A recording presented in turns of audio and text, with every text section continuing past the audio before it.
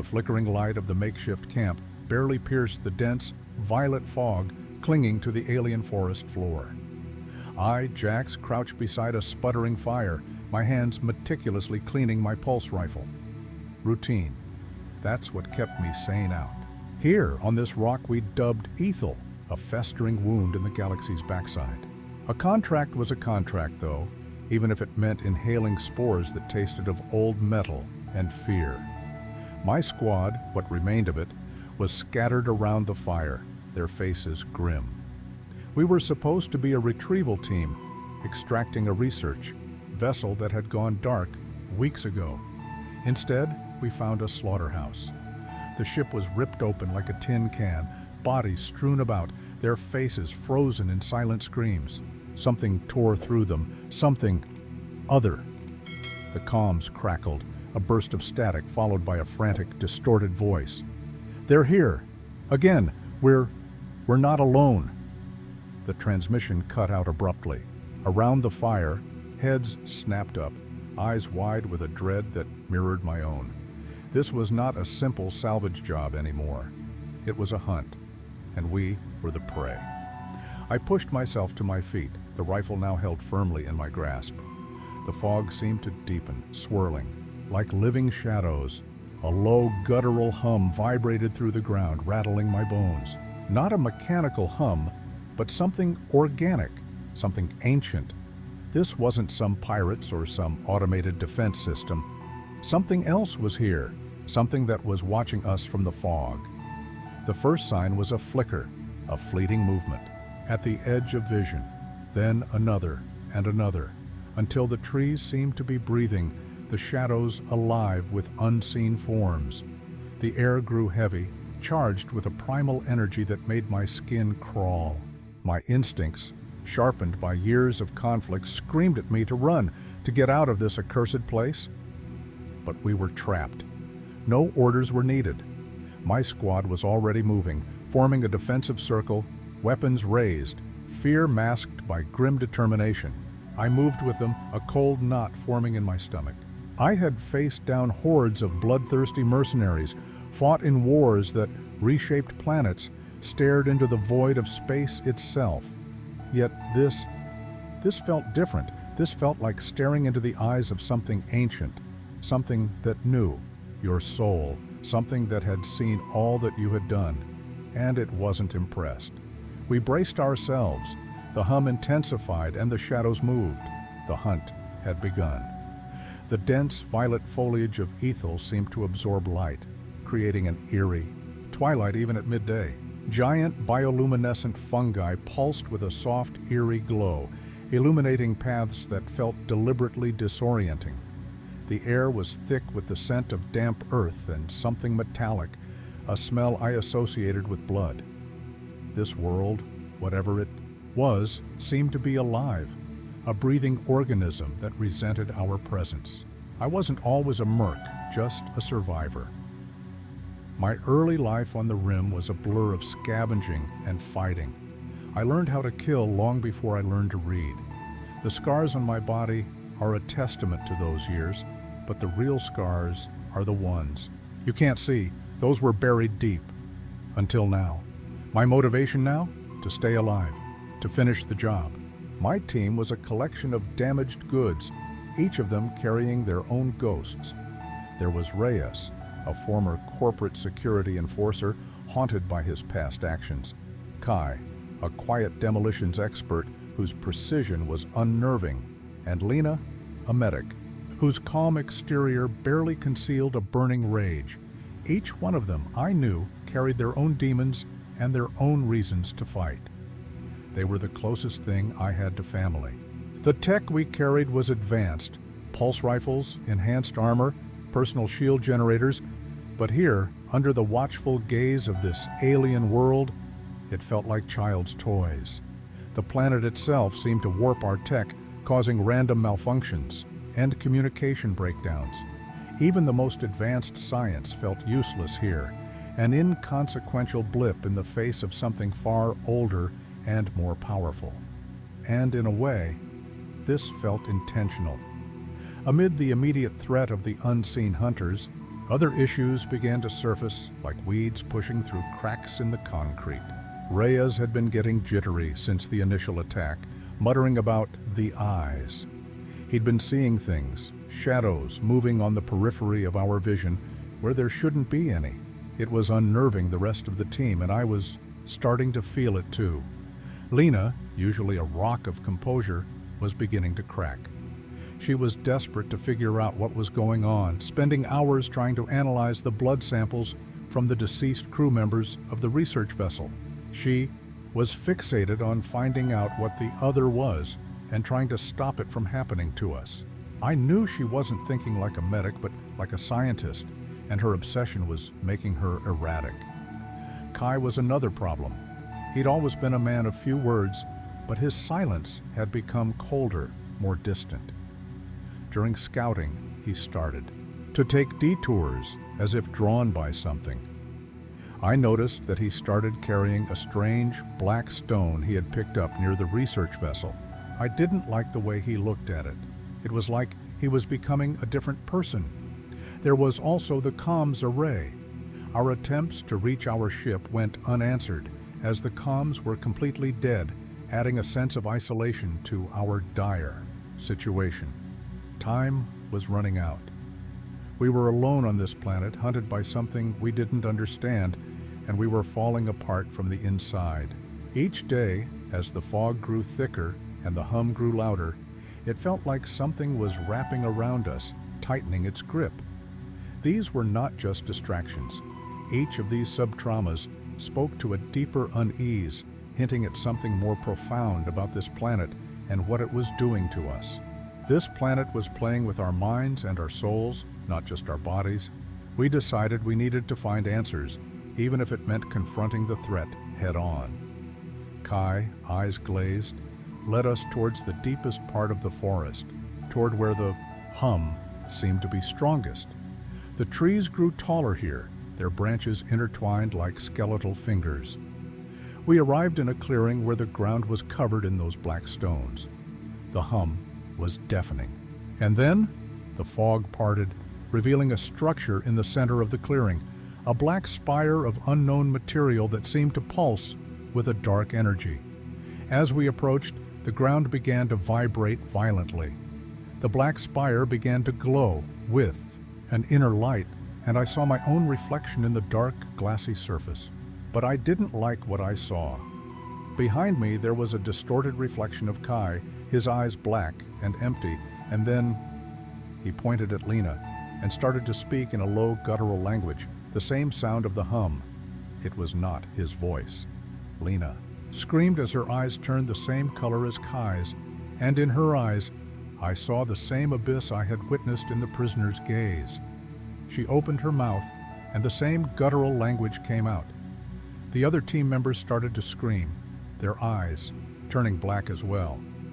In that moment, I realized that the Death Worlders were not some alien species. They were not physical beings. They were the planet itself, a consciousness that was infecting our minds, turning us against ourselves. The spire was the source, and it was using us as its agents, a vector for its insidious influence. It had made us see our own sins and used it against us. They never wanted to kill us. They wanted us to see the monster inside.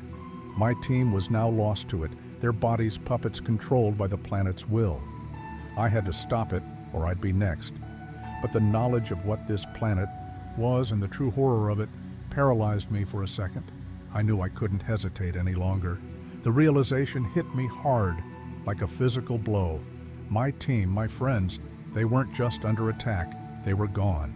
Their bodies were being used, their minds twisted into weapons for this alien consciousness. Reyes charged at me, a savage grin plastered on his face, a pulse rifle now aimed not at the forest, but at me. His eyes were no longer his own. Lena moved in the same fashion, her movements fluid and unsettling. No longer the medic, but a hunter. Kai simply watched, a black stone now held aloft, a cruel smile on his face.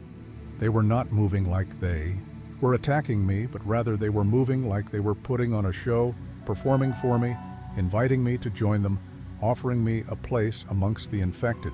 I knew I couldn't reason with them. They were too far gone. Each attack, each movement was a taunt, a reminder of everything I'd done, everything I was. The planet was using their bodies and their faces to break me, showing me my sins in front of my eyes. My escape wasn't pretty. I retreated back into the forest, the sounds of their guttural chants echoing in my ears. They seemed to be playing with me, letting me flee. I knew that I had just gotten a small reprieve, that they would find me again. And when they did, I would not be so lucky. I had a chance, however slim, to fight back, not just for me, but for whatever was left of them, even if it was just a distant memory. I ran deeper into the alien forest, the guttural chants of my former team haunting my steps. But this wasn't a retreat, it was a recalibration. I was no longer just a mercenary following orders. I was now fighting something that threatened not only my life, but my very soul. The fear was still there, a constant companion, but it was now, tempered with a fierce resolve. My first challenge was to adapt. I had always relied on my tech, but here it was useless, even harmful. So I had to use the planet's own resources. I started observing the strange flora and fauna, learning their patterns and using their defenses. I discovered that the bioluminescent fungi, when crushed, gave off a sticky resin that could be used to create traps. I even managed to modify some of the alien stones, using them to disrupt the planet's influence for short periods. It was crude, but it was my own. I also had to face the darkness within me, the guilt and regret that the planet had so effectively weaponized. I began using my past as fuel, seeing all the things I had done not as an indication of a monster, but as proof of my resilience. I was not my sins. I was a survivor, and I was not going to give in.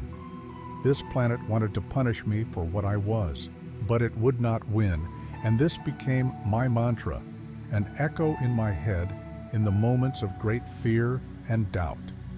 I understood that I couldn't do this alone.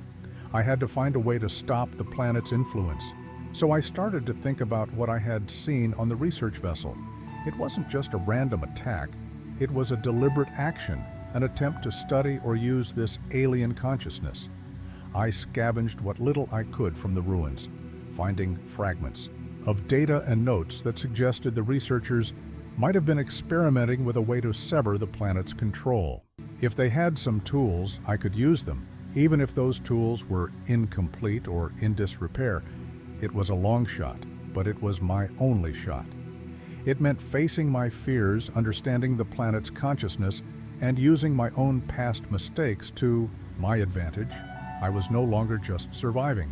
I was adapting, evolving, and learning how to fight back not only with my weapons, but with myself. The hum intensified as I ventured deeper into the planet's domain, the oppressive presence of the spire growing stronger with each step. The sub-traumas that had haunted my team began to take a back seat, their initial influence fading as I came closer to the heart of the planet. Reyes's visions, Lena's obsession, Kai's silence, these were all pieces of the puzzle, lessons I had learned, not shackles to hold me back.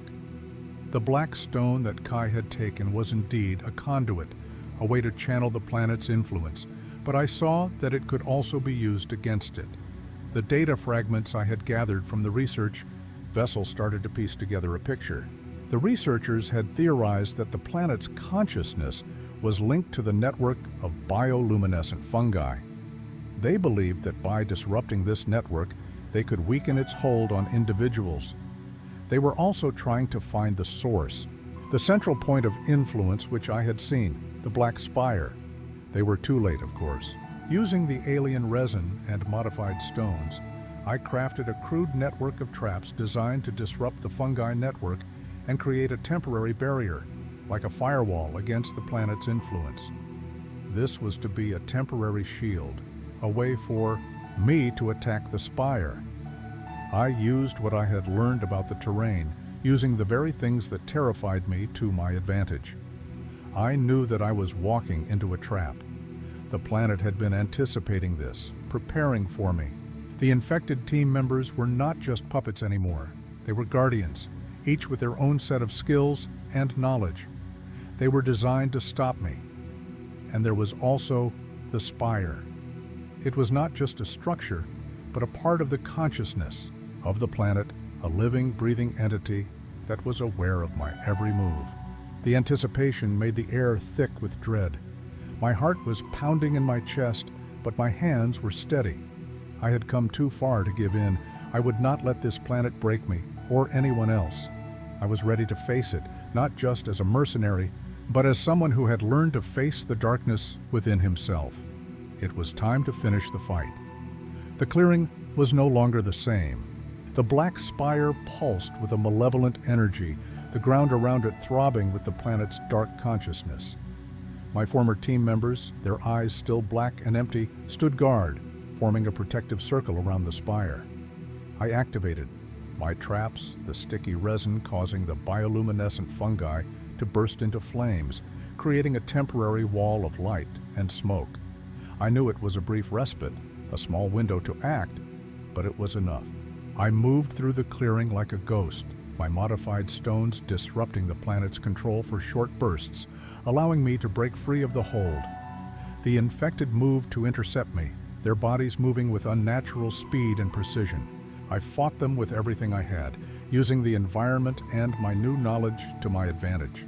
I managed to bypass Reyes, his strength and skill nullified by a trap I had set near the trees, and I sidestepped Lena, who tried to confuse my senses by mimicking the voices of my fallen comrades.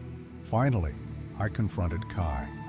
He raised the black stone, his black eyes shining with an otherworldly light. He had become completely consumed by the planet's will. I lunged at him, smashing the black stone with the butt of my rifle. The stone shattered, and Kai screamed, the guttural sounds echoing all around me. He fell to the ground, convulsing. Then I faced the spire. The planet had revealed itself, and now I would fight it head on. I took the fragments of the research data, and I did the only thing I could think of. I threw the fragments into the spire, and they were absorbed, causing a surge in its energy. The spire began to shake violently, a silent scream echoing from its core. The data was like a virus, an attack on the very consciousness of this world. It was a gamble, but it was my only chance. The ground around me shook, the fog intensified, and the air crackled with an unnatural energy, the planet fighting back. I braced myself, ready for the final confrontation, for the final fight of my life. The spire shuddered, its dark light flickering and dying. The guttural chants ceased, and the blackness in the eyes of my team members began to fade.